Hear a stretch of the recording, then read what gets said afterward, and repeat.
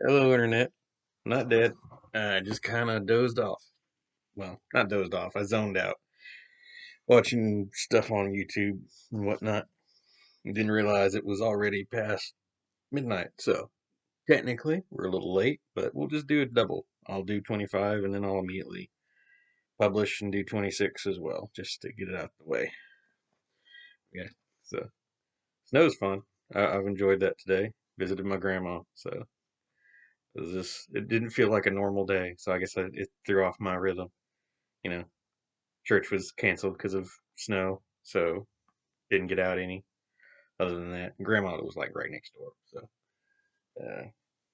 anyway, you didn't need to know any of that. I just felt like jabbering for a moment.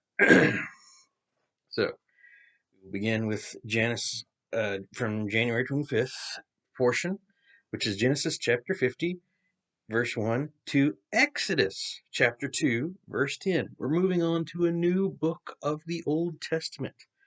Felt like forever, but it's been. So let's see how Genesis closes out. All right, so Joseph threw himself upon his father's body and wept over him and kissed him. Afterwards, he commanded his morticians to embalm the body. The embalming process required 40 days, and a period of national mourning for 70 days.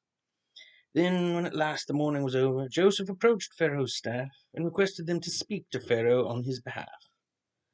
Tell his majesty, he requested them, that Joseph's father made Joseph swear to take his body back to the land of Canaan, to bury him there. Ask his majesty to permit me to go bury my father. Assure him that I will return promptly. Pharaoh agreed. Go and bury your father, as you promised, he said. So Joseph went, and a great number of Pharaoh's counselors and assistants, all senior officers of the land, as well as Joseph's people, his brothers, his families, but left their little children in flocks and herds in the land of Goshen. So a very great number of chariots, cavalry, and people accompanied Joseph. When they arrived at Adad, meaning threshing place of brambles, beyond the Jordan River, they held a very great and solemn funeral service, with a 7-day period of lamentation for Joseph's father. The local residents of Canaanites renamed the place Abel Mizraim, meaning Egyptian mourners, for they said it is a place of very deep mourning by the Egyptians. So his sons did as Israel commanded them, and carried his body into the land of Canaan, and buried it there in a cave of Machpelah, the cave Abraham had bought in the field of Ephron the Hittite, close to Mamre. Then Joseph returned to Egypt with his brothers and all who had accompanied him to the funeral of his father. But now that their father was dead, Joseph's brothers were frightened. Now Joseph will pay us back for all the evil we did to him, they said. So they sent him this message. Before he died, your father instructed us to tell you to forgive us for the great evil we did to you. We servants of God, your father, misspoke again. We servants of the God of your father beg you to forgive us. When Joseph read the message, he broke down and cried. Then his brothers came and fell down before him and said, We are your slaves. But Joseph told them, Don't be afraid of me. Am I God to judge and punish you? As far as I am concerned, God turned into good what you meant for evil. For he brought me to this high position I have today so that I could save the lives of many people. No, don't be afraid. Indeed, I myself will take care of you and your families. And he spoke very kindly to them, reassuring them. So Joseph and his brothers and their families continued to live in Egypt. Joseph was 110 years old when he died. He lived to see the birth of his son, Ephraim's children. Pause there. So it's not his son. He had sons already. It's his son Ephraim's children, so his grandchildren. And the children of Machir, Manasseh's son, who played at his feet. Soon I will die, Joseph told his brothers, but God surely come and get you and bring you out of this land of Egypt and take you back to the land he promised to the descendants of Abraham, Isaac, and Jacob. Then Joseph made his brothers promise with an oath that they would take his body back with them when they returned to Canaan. So Joseph died at the age of 110, and they embalmed him, and his body was placed in a coffin in Egypt. I wonder if they kept that promise. I don't remember anything about them taking Joseph back with them in the Exodus. I suppose we'll find out when we read, won't we? I'll try to remember that.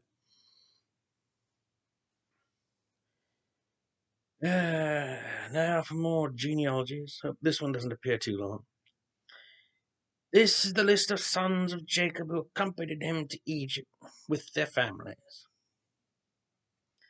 Reuben, Simeon, Levi, Judah, Issachar, Zebulun, Benjamin, Dan, Naphtali, Gad, and Asher. So all them brothers once again listed.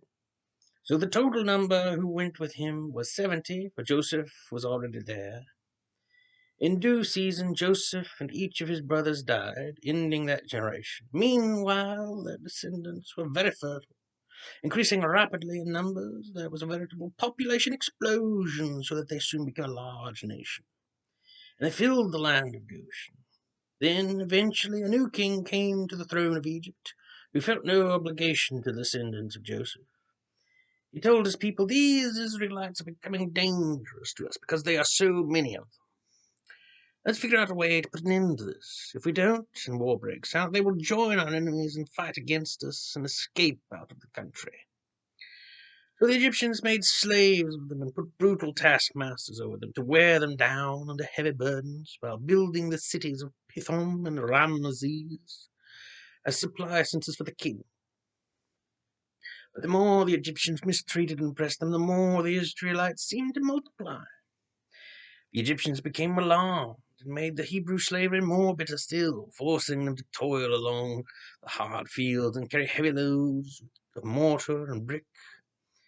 Then Pharaoh, the king of Egypt, instructed the Hebrew midwives, the names were Sifra and Puah, to kill all Hebrew boys as soon as they were born, but to let the girls live. But the midwives feared God and didn't obey the king. They let the boys live too. The king summoned them before him and demanded, "Why have you disobeyed the command and let the baby boys live?" "Sir," they told him, "the Hebrew women have their babies so quickly that we cannot get there in time. They're not slow like the Egyptian women." Odd lie slash flex. We just pop them out. We don't fiddle around with it. Oh, well. I'm sorry, I didn't remember that particular explanation. That's music to me. And God blessed the midwives because they were God-fearing women. So the people of Israel continued to multiply and become a mighty nation. I suppose when you do anything but slavery and work and fiddling around, you tend to have a lot of babies. That's your one source of pleasure. Oh, I'm terrible. I'm sorry. And because the midwives revered God, he gave them children of their own. Then Pharaoh commanded all of his people to throw the newborn Hebrew boys into the Nile River. Newborn Hebrew boys, didn't know. But the girls, he said, could live. There was at this time a Hebrew fellow and a girl of the tribe of Levi who married and had a family. And a baby son was born to them, and the baby's mother saw that he was an unusually beautiful baby. She hid him at home for 3 months. Then, when she could no longer hide him, she made a little boat from papyrus reeds, waterproofed it with tar, put the baby in it, and laid it among the reeds along the river's edge. The baby's sister watched from a distance to see what would happen to him. Well, this is what happened. A princess, one of Pharaoh's daughters, came down to bathe in the river. And as she and her maid were walking along the river bank, she spied the little boat among the reeds and sent one of her maids to bring it to her. When she opened it, there was a baby, and he was crying. This touched her heart, They must be one of the Hebrew children, she said.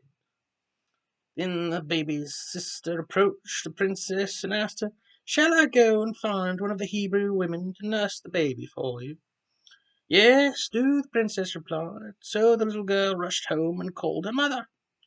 "Take this child home and nurse him for me," the princess instructed the baby's mother, "and I will pay you well."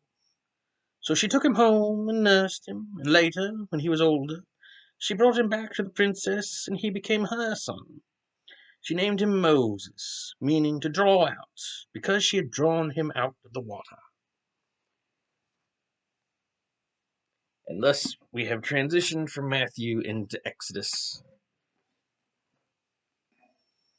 All right. Now then, for the New Testament. Let's see if I can do the voice I was intending to yesterday.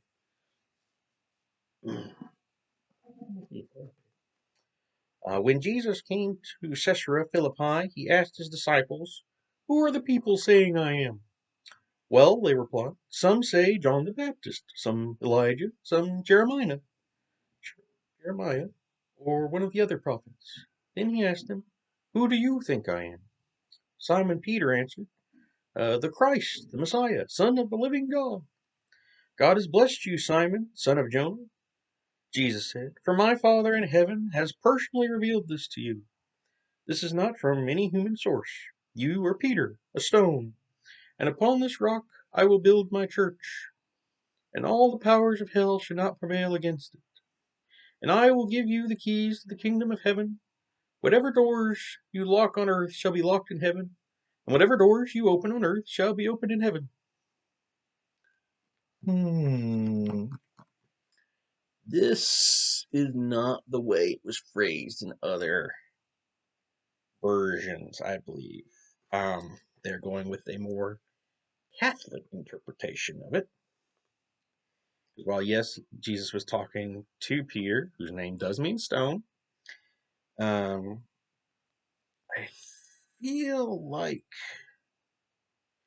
I'll have to double check, but I don't believe he said, "You are Peter, a stone, and upon this rock." Like, it's very much implying that Peter is the stone on which um, the church will be built, and it's a little more open ended. Like, Peter, upon this rock, it's like the phrasing is different, and it leaves it more open ended. Maybe Jesus is talking about Peter, maybe he's talking about the fact that I'm the Messiah, and on that fact is the stone that I will build my church, which is the more Protestant interpretation, which is, of course, what I am. I'll have to look, I may be mistaken, but I feel like I've read this passage before, and it seems weird to me the way it's phrased. But we won't worry about that. Kermit the Frog here, continuing to read Matthew. Um, whatever doors you. Oh, I already read that part. Then he warned the disciples against telling others that he was the Messiah. From then on, Jesus began to speak plainly to his disciples about going to Jerusalem and what would happen to him there. That he would suffer at the hands of the Jewish leaders and he would be killed, and that 3 days later he would be raised to life again. But Peter took him aside to remonstrate with him. It's a big word to mean talk. "Heaven forbid, sir," he said. "This is not going to happen to you." Jesus turned on Peter and said, "Get away from me, you Satan! You're a dangerous trap to me. You're thinking merely from a human point of view, and not God's." Then Jesus said to the disciples, "If anyone wants to be a follower of mine, let him deny himself and take up the cross and follow me. For anyone who keeps his life for himself shall lose it, and anyone who loses his life for me shall find it again. What profit is there if you gain the whole world and lose your eternal life? What can be compared with the value of eternal life? For I, the Son of Mankind, shall come with my angels in the glory of my Father, and judge each person according to his deeds. And some of you standing here now will certainly live to see me coming in my kingdom." 6 days later, Jesus took Peter, James, and his brother John to the top of a high and lonely mountain hill. I started to say mountain, but then I realized it said hill. It was a lonely hill. Hmm. Hmm. And they watched his appearance change so that his face shone like the sun, and his clothing became dazzling white. Suddenly Moses and Elijah appeared and were talking with him. Peter blurted out, "Sir, it's wonderful that we can be here. If you want me to, I'll make 3 shelters, one for you, and one for Moses, and one for Elijah." But even as he said it, a bright cloud came over them, and a voice from the cloud said, "This is my beloved Son, and I am wonderfully pleased with him. Obey him." At this, the disciples fell face downward to the ground, terribly frightened. Jesus came over and touched them. "Get up," he said. "Don't be afraid." And when they looked, only Jesus was with them. And they were going down the mountain. Jesus commanded them not to tell anyone that they had seen until after he had risen from the dead. I hadn't practiced Kermit in a while, but I think that one came out all right. Again, I can't shout because it's so late. One of these days I'm going to have to do this during the day so I can get my full emotions into it. Um, but that is not this day. All right, so Psalms chapter 21, verses 1 through 13. I started to go Fozzy, but one, I'm not good at Fozzy, and two, I'm like, no, that's too much. That's too much. We'll just do normal. Well, not normal, the kind of generic Middle Eastern voice. We'll do that. How the king rejoices in your strength, O Lord. How he exalts your salvation. For you are giving him his heart's desire, everything he asks you for. You welcome him to the throne with success and prosperity. You set a royal crown of solid gold upon his head. You asked for long, good life, and you have granted his request. The days of his life stretch on and on forever. You have given him fame and honor. You have clothed him with splendor and majesty. You have endowed him with your eternal happiness. You have given him unquenchable joy of your presence.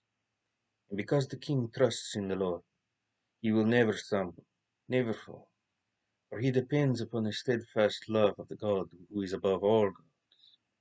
Your hand, O Lord, will find your enemies, all who hate you when you appear. Oh, that was a comma, not a period. Your hand, O Lord, will find your enemies, all who hate you. When you appear, they will be destroyed in fierce fire of your presence.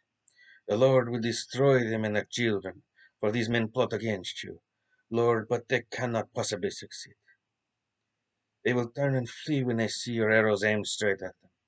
Accept our praise, O Lord, for all your glorious power. You write songs to celebrate your mighty acts. All right, and finally, Proverbs for today, chapter 5, verse 1 through 6.